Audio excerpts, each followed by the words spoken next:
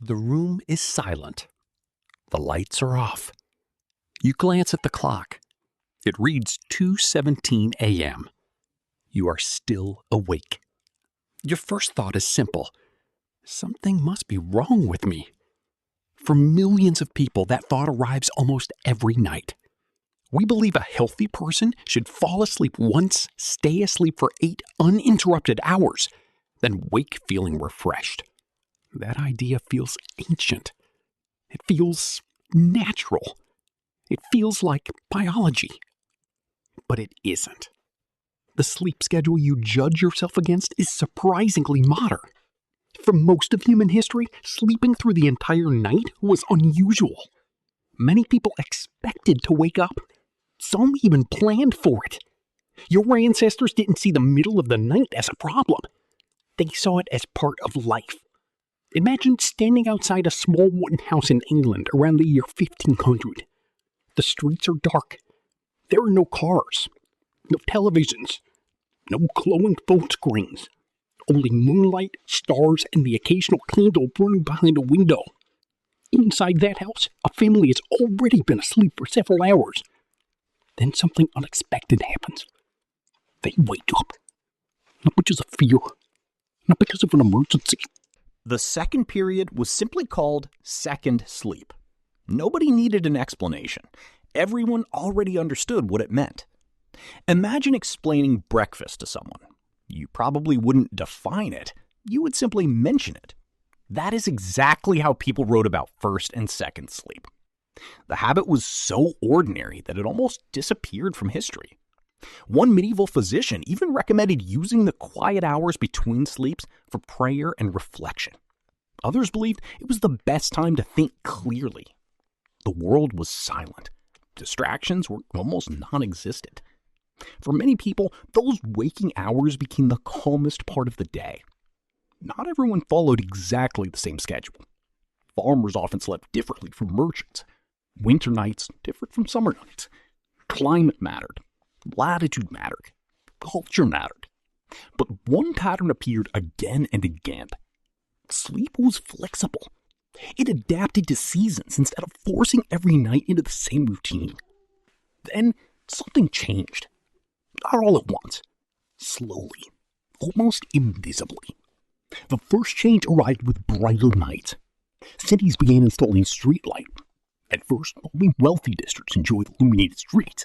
Then, for most of human existence, the greatest threat to sleep was not a buzzing phone. It was survival. Our ancestors slept in environments filled with danger. Predators hunted at night. Rival groups sometimes attacked without warning. Storms could destroy shelter before sunrise. A sleeping human was vulnerable. Evolution responded to that vulnerability. It did not create perfect sleepers. It created cautious ones. Scientists call this the sentinel hypothesis. The idea is surprisingly simple. In a group, not everyone sleeps equally deeply at the same time. Some individuals naturally wake more often. Others remain in lighter stages of sleep. Together, the group becomes more likely to notice danger before it is too late. Research on traditional hunter-gatherer societies has provided evidence consistent with this idea. Anthropologist David Sampson and his colleagues studied the Hadza people of Tanzania, one of the few remaining groups whose lifestyles resemble those of our ancient ancestors. Instead of sleeping in perfect synchrony, the Hadza showed. The strange thing is this. Your body still remembers a world that no longer exists.